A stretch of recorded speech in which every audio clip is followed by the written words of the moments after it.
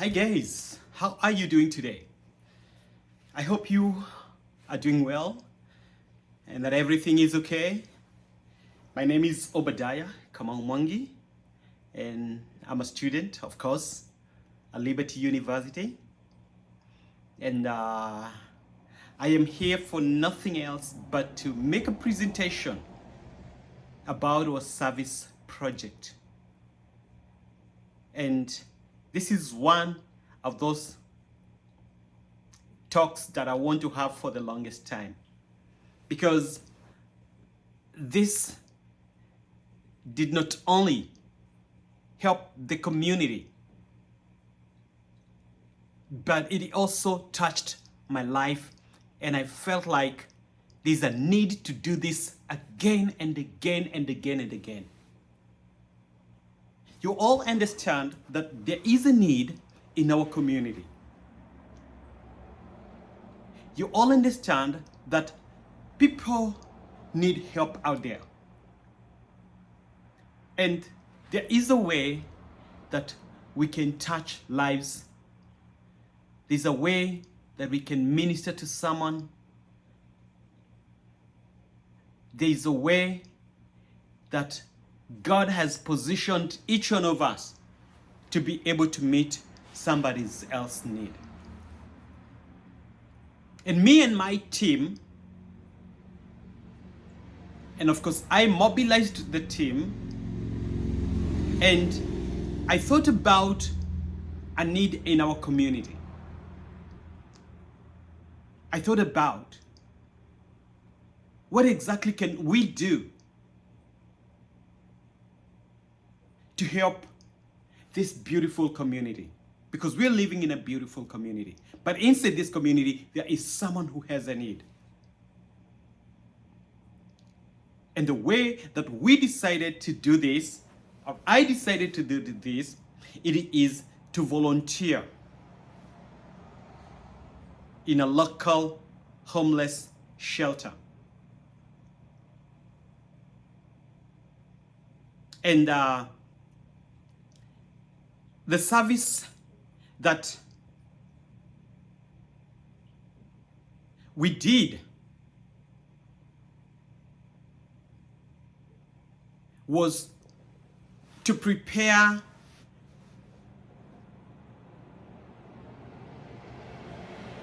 cake kits and distribute these cakes to the homeless families.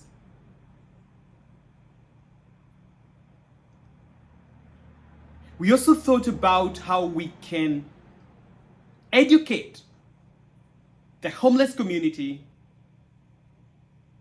on COVID-19 vaccine. Many people don't understand the vaccine, and there is an importance I found out to reach out to people and tell them what it entails.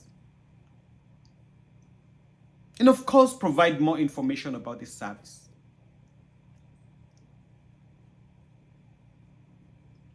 And we also thought about how we can provide lunch and dinner. So there is a kit, and there is lunch and dinner for the homeless community. And this wasn't easy. So I needed to mobilize. We needed to mobilize some few individuals who would come in together with us and help us accomplish this. We had help from our local church community,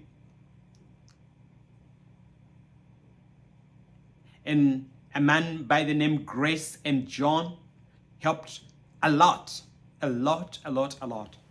in everything that we did. So I had Grace and I had John, and I also have a wife. My wife didn't want to be left behind. She wanted to be a part of it. She wanted to contribute to this. And therefore we were 4 of us, myself the team leader, and there was John and Grace And there was my wife by the name Eunice, who also wanted to be a part of this. Therefore, in total, we were 4 participants. That wasn't a bad number. That was a good number. I found out that would be a good number to help accomplish this thing.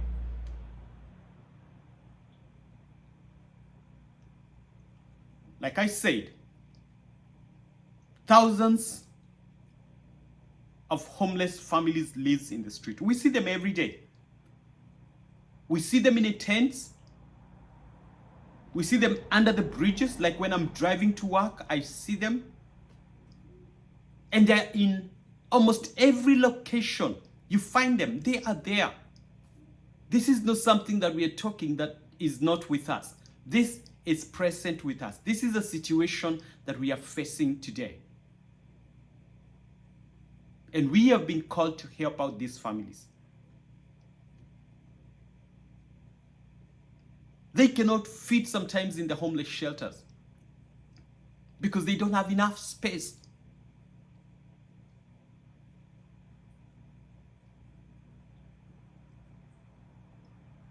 They don't have enough space. And they have various needs. Various needs. They need food, hygiene products.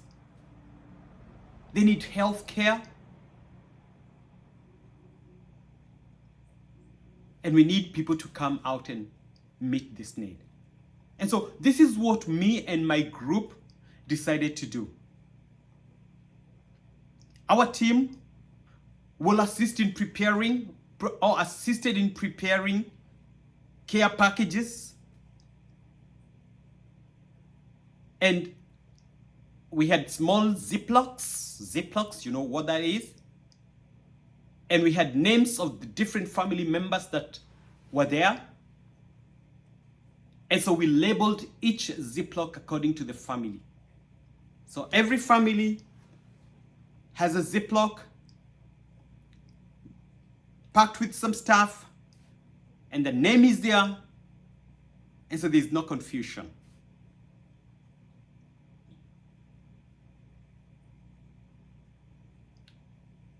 The other thing was we would also assist in offering education materials.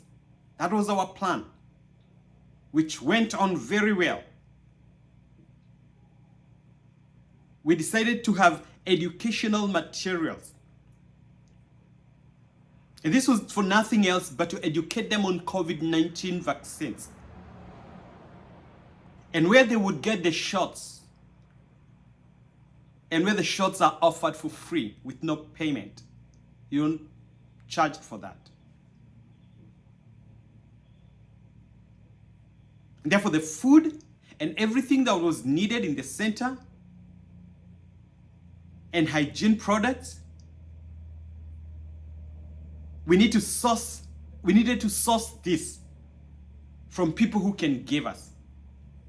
Because we have donors. And donors are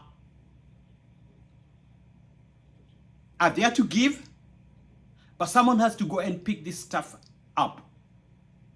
And so we figured out who can give us these items that we needed, the products that we needed. And we went ahead and got them, and we brought them and packed them the way we needed to pack them.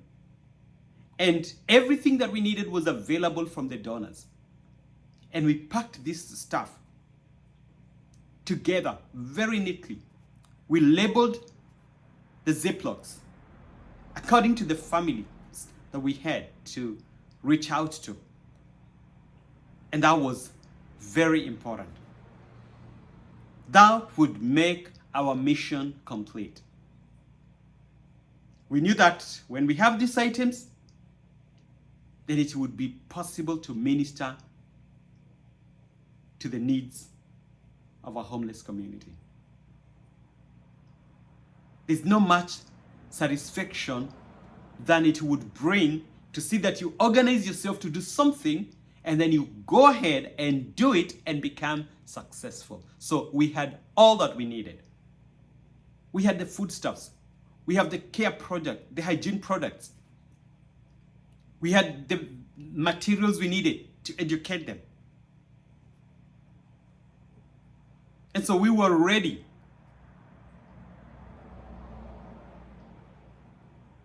We also had dinner and lunch. And me and my team, we were ready to help serve the meals to the homeless shelter, in the homeless shelters. And like I said, the important meals that we decided to give them was lunch and dinner.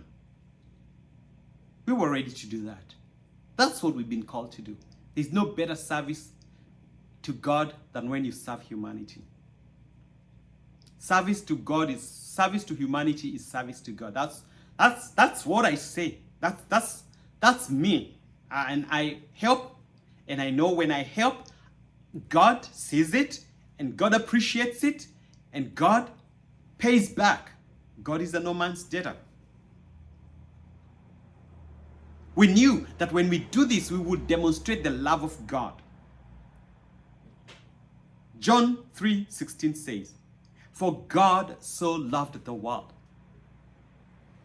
that he gave his only begotten Son." It's love that compelled God to send his Son, to give his one and only Son. God didn't have two sons, he had only one. And love compelled him to send the only Son he had to save the world, including me and you. We're born again because of that.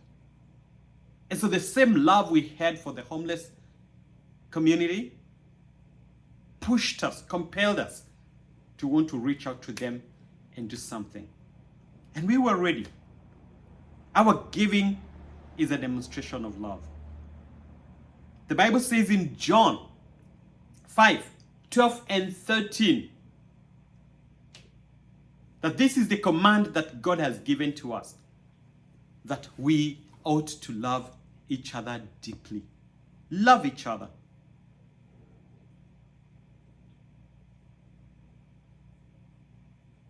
And this is the love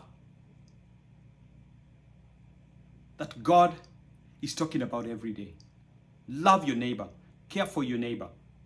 Demonstrate this love by actions. You don't just say, but you act. You act. You act. When you act, you show through actions that what the Bible says is practical in your life.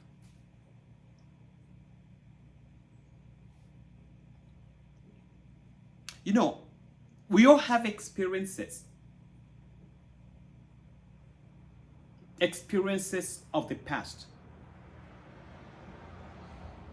And what makes me wanna do this more is because I had an uncle.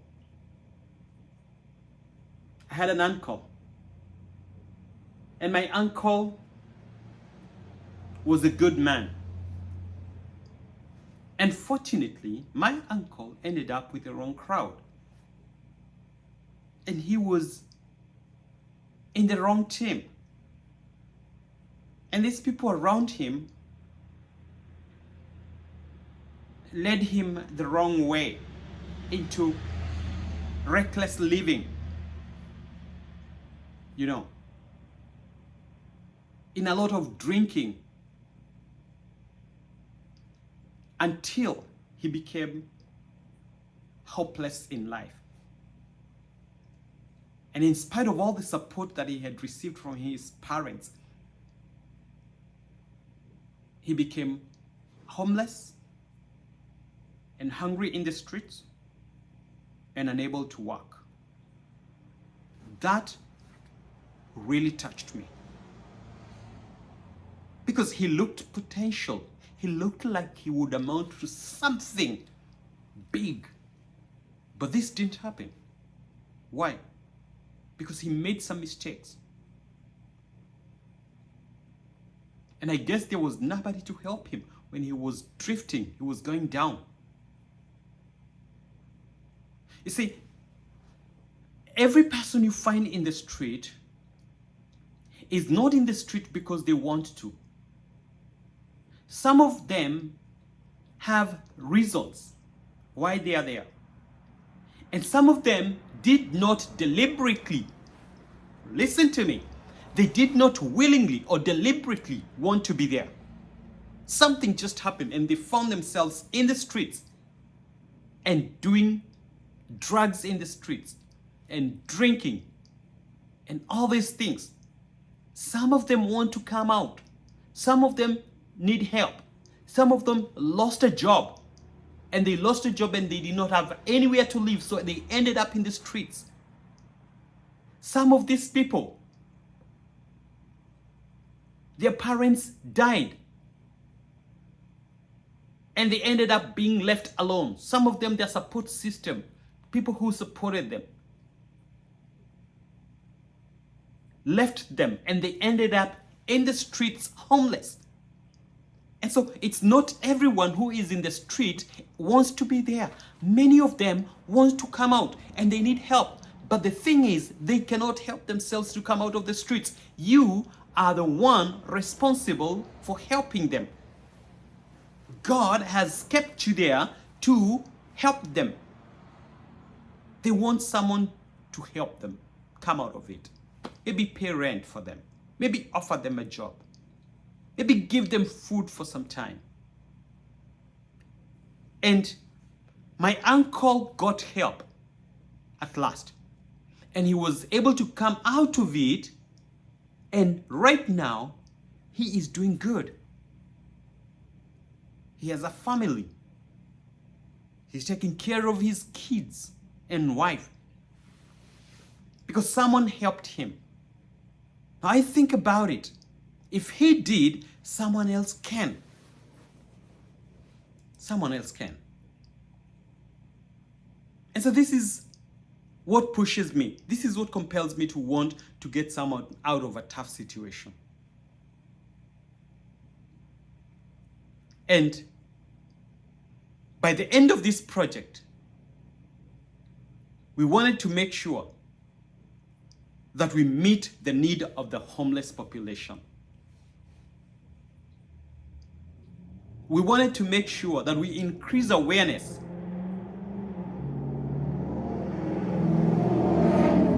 on the COVID-19 vaccination.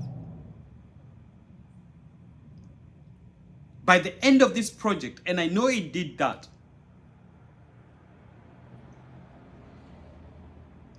it will serve the need of the homeless community by increasing access to food, hygiene products,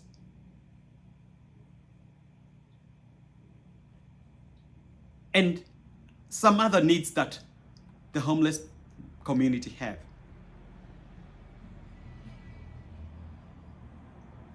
And that was done. My local home church was very helpful. Very, very helpful, because it helped me to do this. I wouldn't have done it alone. There's an emphasis that I want to put today, and that is on teamwork. Teamwork is very important. Some of these things, you cannot do them alone. You need people to walk along with you. You need people to walk with you. You need people who can agree with you and agree with your vision. And these people agreed with my vision, and they saw the need and the necessity for what I was asking them to do with me, and they came out strong and they really helped. So I want to acknowledge them and say which people helped me in this project. And one of them was my wife. My wife, I have a beautiful wife. Her name is Eunice Mbatia. She was a great, great help in this assignment, in this noble task. So Eunice was there. My wife, Eunice, is a nurse. And you all understand when I say that she's a nurse, she was very helpful in educating the community on health issues. Let's clap for Eunice. The second person that I wouldn't want to leave behind was John. John is a longtime friend and a member of our local church. John is a driver. He's a truck driver. I'm a truck driver. And so John helped a lot in moving into different stores that had items to donate. And he was driving a truck, and he would get all donations, and he will deliver these donations into the shelter homes and the site. Grace is also a member of our local church. And Grace in church participates in the Department of Hospitality. So hospitality. And we are reaching out to the needs of the homeless people. She was the best person to help in this. She is hospitable. She is kind. She has a big heart. And she was able to help them and to speak to them and to share the love of God with them. And to help us serve meals. She did this in an amazing way. So this is what we did. I want to give you the breakdown of the dates that we had. So on July 19th, July 12th, it was from 9 a.m. to 12 p.m.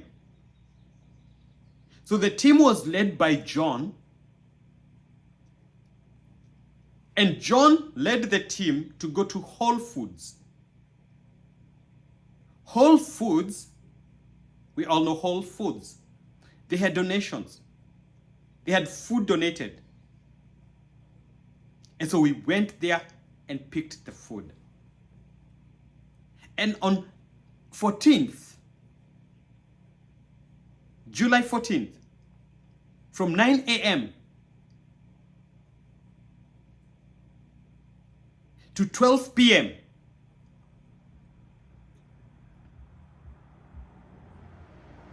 team that was led by Grace went to the homeless shelter. That was on 14th.